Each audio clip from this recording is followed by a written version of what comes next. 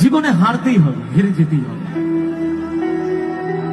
মনে রাখবে, যে মানুষ শুরু থেকেই জিতে আসে তার লড়াইয়ের মজা নেই, কারণ সে তো লড়াই করেনি, সে লড়াইটা জানে না।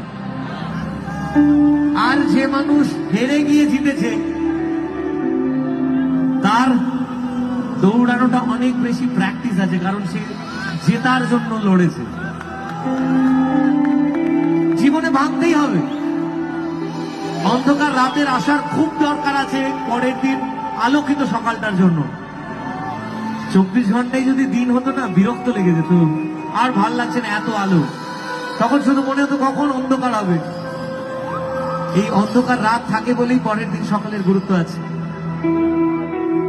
তাই আমার মনে হয় জীবনে হেরে যাওয়া আসবে, আর সেই হেরে যাওয়া থেকে নতুন লেসন নিয়ে নিজেকে অনেক বড়